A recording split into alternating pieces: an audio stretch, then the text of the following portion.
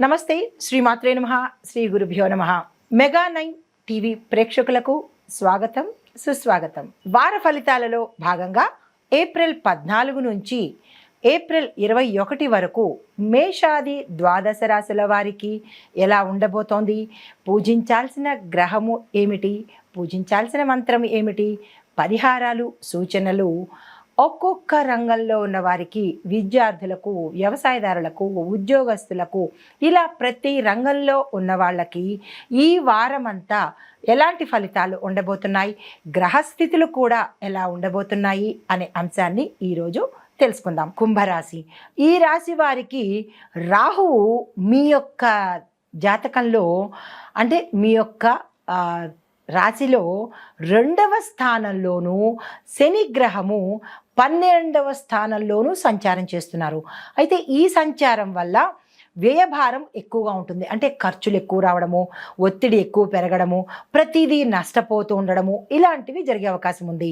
అయితే గురువు కాస్త బలంగా ఉండడం వల్ల కొంత అంటే 100 పోయే దగ్గర 80 పోయి 20 మిగలడం అన్నమాట. అలాగా బ్యాలెన్సింగ్గా ఉండే అవకాశము గురువు మీకు ఇవ్వబోతున్నాడు.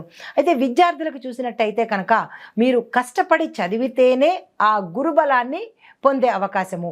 ఒత్తిడిని తగ్గించుకునే ప్రయత్నం చేయండి. అంటే ఇతర వ్యాపకాల మీద సమయం తగ్గించి మీ కెరియర్ మీద సమయం పెట్టినట్టయితే సక్సెస్ సాధించే అవకాశము. క్యాంపస్ ఇంటర్వ్యూస్లో ఉన్న వాళ్లకు మీరు చాకచక్యంగా వ్యవహరిస్తేనే తప్ప సక్సెస్ అవ్వలేరు, సెలెక్ట్ అవ్వలేని పరిస్థితి ఉంది.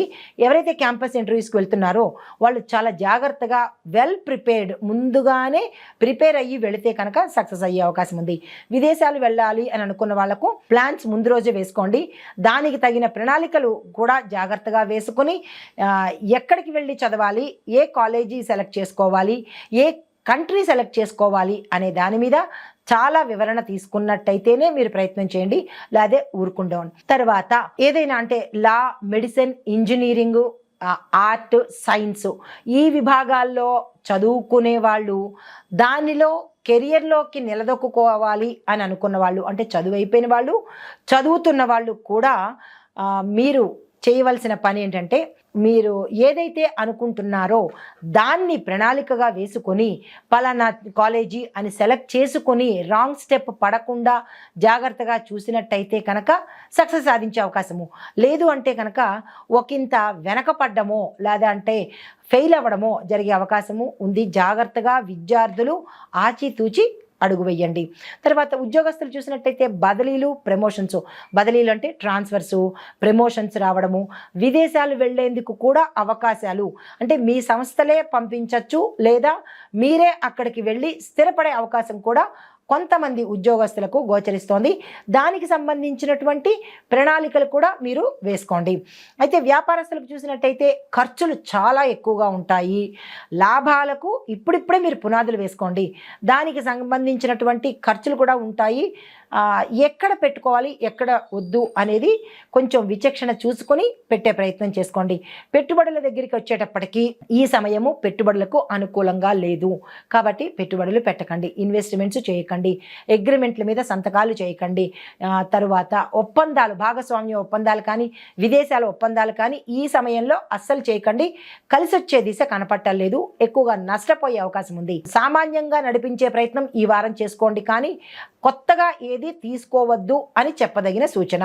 అయితే వ్యవసాయదారులకు చూసుకున్నట్టయితే మీకు నీటికి సంబంధించినటువంటి ఇబ్బందులు వచ్చే అవకాశం కనబడుతోంది. మీ పరిసర ప్రాంతాల్లో అనగా మీ భూసారాన్ని బట్టి కానీ మీరున్న ప్రాంతాన్ని బట్టి కానీ కొంత హెచ్చు తగ్గులు వచ్చే అవకాశం కనబడుతోంది. రైతులు జాగ్రత్తలు చూసుకోండి. అయితే మరొక విషయం ఏంటంటే మినుములు, శనగలు ఈ పంట కనుక రైతులు వేసినట్టయితే మీ భూసార పరీక్ష చేసుకుని మీ ప్రాంతానికి సంబంధించినటువంటి పరీక్షలు చేసుకుని ఈ 2 వేస్తే కనుక విశేషమైన పంట పండి లాభాల బాట పట్టే అవకాశము, పాత రుణాలు తీర్చుకునే అవకాశము, కొత్త రుణాల కోసం వెళ్ళాలన్నా మీరు ప్రయత్నం చేసుకోవచ్చు. సమయానికి మీకు ప్రభుత్వం దగ్గర నుంచి సహాయము, సలహా, సహకారము అన్నీ వచ్చే అవకాశము ఈ సమయంలో కనబడుతోంది. కాబట్టి ప్రతి రైతు ఇది ఉపయోగించుకునే ప్రయత్నం చేసుకోండి. తర్వాత ఆరోగ్యపరంగా చూసుకున్నట్టయితే పాత సమస్యలు, పాత అనారోగ్య సూచనలు తిరగబెట్టే అవకాశం ఉంది, జాగ్రత్తలు తీసుకోండి. దీంతో పాటుగా తగినంత రెస్ట్ కూడా ఇచ్చే ప్రయత్నం చేయండి. లేదు అంటే కనుక కొన్ని విపరీతమైన అనారోగ్య సూచనలు కనిపిస్తున్నాయి, జాగ్రత్తలు తీసుకోండి.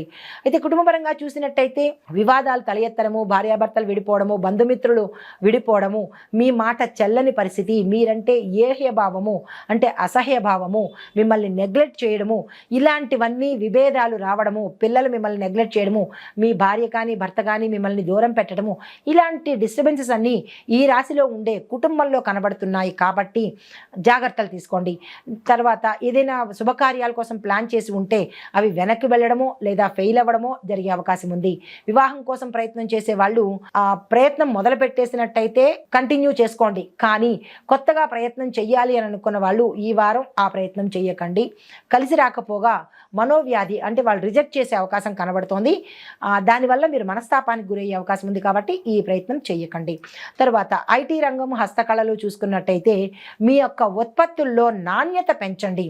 అంటే లీటర్ పాలల్లో 100 గ్రాములు పాలును మిగిలిందంత 900 గ్రాములు నీళ్లు ఉన్నట్టుగా మీ వ్యవహారం ఉండబోతోంది. నాణ్యతను పాటించండి. లేదు అంటే కనుక వినియోగదారులను పోగొట్టుకునే అవకాశం కనబడుతోంది. కొంతమంది కొత్తగా అంటే మీ ప్రొడక్టివిటీని పెంచే ప్రయత్నం చేసుకోండి. దాంతోపాటు కాంట్రాక్టుదారులకు చూసినట్టయితే ప్రైవేటు రంగంలో పనిచేసే వారికి, ప్రైవేటు కాంట్రాక్ట్లు తీసుకునే వారికి విశేషమైన లాభాలు కలిసి వస్తాయి. వెంటనే అగ్రిమెంట్లు చేసుకోండి. అది కూడా మీరు అగ్రిమెంట్ చేసేటప్పుడు లాంగ్ టర్మ్ అగ్రిమెంట్ తీసుకోండి, షార్ట్ టర్మ్ కాకుండా. 1 సంవత్సరము 6 నెలలు అని కాకుండా ఒక 5 ఇయర్స్ 10 ఇయర్స్ అన్నట్టుగా మీరు అగ్రిమెంట్ చేసుకున్నట్టయితే విశేషమైన లాభాలు పొందే అవకాశం కనబడుతోంది.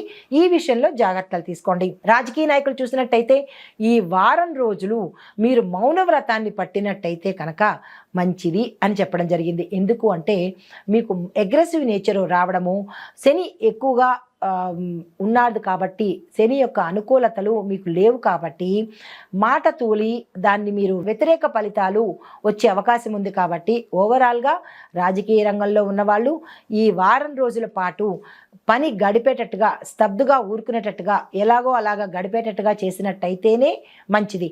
లేదు అంటే కనుక అపకీర్తి పాలవ్వడము, సంఘంలో అప్రతిష్ట అవ్వడము, లేదా అంటే మీ పదవులు కోల్పోవటము, ఇట్లాంటివన్నీ గోచరిస్తున్నాయి. కాబట్టి మౌనానికి ప్రాధాన్యత ఇవ్వడం మేలు. అయితే సినిమా, క్రీడలు చూసినట్టయితే క్రియేటివ్ ప్రాజెక్ట్స్ ఎవరైనా డైరెక్టర్లు తీసుకున్నా, నిర్మాతలు పెట్టుబడి పెట్టినా, యాక్టర్లు ముందుకొచ్చినా కానీ విశేషంగా పేరు రావడము, ధనము వచ్చే అవకాశం కూడా ఈ సమయంలో గోచరిస్తోంది. అయితే క్రీడాకారులకు కనుక చూసినట్టయితే కొన్ని క్రీడా రంగంలో ఉన్న వాళ్లకు మాత్రమే మెడల్స్ రావడము, పేరు రావడము జరిగే అవకాశం ఉంది. కొన్ని క్రీడలు వెనకపడే అవకాశం ఉంది. అది మాత్రం మీరు ఆ జోలికి వెళ్ళకండి. తదుపరి వారం కానీ తదుపరి రోజు కానీ ప్రయత్నం చేసుకోండి. ఈ సమయంలో మీరు ప్రాక్టీస్ చేయడం మాత్రం మానుకోకండి. అయితే మీరు పూజించాల్సిన గ్రహము రాహుగ్రహము. దానికి ఒక చిన్ని మంత్రాన్ని ఇస్తాను. ఓం రామ్ రాహవే నమః అనే ఈ మంత్రాన్ని 18 సార్లు శనివారం రోజు చదువుకోండి, లేదా సోమవారం చదువుకోండి. దీంతో పాటు మీకు చెప్పదగిన పరిహారాలు, సూచనలు, రాహుకాల సమయంలో పూజలు చేసేయడం అనేది నివారించుకోండి. అంటే 11 అయిపోయింది, 12 అయిపోయింది, ఇప్పుడు దీపం వెలిగిద్దాము, ఇప్పుడు పూజ చేద్దాము అని అనుకున్నట్టయితే కనుక ఏదైనా అనివార్య కారణాలలో లేట్ అవ్వచ్చు పూజ చేయడము, అది ఇంట్లో కానీ ఎక్కడైనా కానీ. దాన్ని ఆ రోజుకి మానేయండి. కానీ ఏదో దేవుడు ఏదో అనుకుంటాడని 12 గంటలకో 1 గంటకో దీపం వెలిగించే ప్రయత్నం చేయకండి. ఆ చేయడం వల్ల విపరీతమైన పరిణామాలు వస్తాయి కాబట్టి ఆ ప్రయత్నం మానుకోండి. తర్వాత దర్భ, గడ్డి, నీలి దుస్తులను ఉపయోగించే ప్రయత్నం చేసుకోండి. అంటే సాధ్యమైనంత వరకు మీరు బయటికి వెళ్ళేటప్పుడు మీ చేత్తో కానీ, లేదా మీ జేబులో కానీ, పురుషులైతే లేదా అంటే స్త్రీలైతే మీ వ్యాలెట్లో, మీ బ్యాగ్లో కొంచెం దర్భను తీసుకుని పెట్టుకోండి బయటికి వెళ్ళేటప్పుడు. నీలిరంగు వస్త్రాలకు ప్రాధాన్యత ఇవ్వండి. అయితే దానంగా ఏమి ఇవ్వాలి అంటే కనుక వీలైన వాళ్ళు, స్తోమత ఉన్నవాళ్ళు దానానికి ఎక్కువ ఇచ్చే ప్రయత్నం చేయండి. స్తోమత ఉన్నవాళ్ళు కూడా హైగా స్తోమత ఉన్నవాళ్ళు తీసుకెళ్ళి ఒక కర్చీఫ్ని దానంగా ఇస్తే అది మనమంటే క్యాలిక్యులేట్ చేయలేం, కానీ భగవంతుడు క్యాలిక్యులేట్ చేస్తాడు కదా. స్తోమత ఉన్నవాళ్ళు మంచి బట్టలు పెట్టే ప్రయత్నం చేయండి. కడు పేదవాళ్ళు, స్తోమత లేని వాళ్ళు భగవంతుడు సంతోషిస్తాడు కాబట్టి కర్చీఫ్ అయినా దానంగా ఇచ్చే ప్రయత్నం చేయండి. ఇక్కడ స్తోమత ప్రధానము. అయితే నల్ల నువ్వులు మకరందాన్ని కూడా దానంగా ఇవ్వండి. మకరందము అంటే తేనెను కూడా దానంగా ఇచ్చుకోండి. అయితే మీకు ఇక్కడ అన్ని రాశులకు చెప్తున్నట్టే మీకు కూడా ఒక వృద్ధి మంత్రం చెప్తాను. ఆ వృద్ధి మంత్రం ఏంటంటే ఓం రాహవే వృద్ధికరాయ నమః. అంటే ఇది మనకి వృద్ధి యోగం నడవబోతోంది. ఈ వృద్ధి యోగంలో ఏదైనా భగవంతుడు వృద్ధి చేయడానికి ఇస్తాడు. అది మంచి కావచ్చు, చెడు కావచ్చు. మీరు ఏం కోరుకుంటే అదే వృద్ధి అవుతుంది. మీ సంకల్పం చెప్పుకుని ఈ వృద్ధి మంత్రాన్ని సోమవారం రోజు ప్రత్యేకించి 27 సార్లు చదువుకునే ప్రయత్నం చేయండి. ఇది ఈ రాశిలో ఉండేవారికి చెప్పదగిన గోచార రీత్యా ఫలితాలు, మంత్రాలు, గ్రహాలు, సూచనలు, దానాలు. నమస్తే.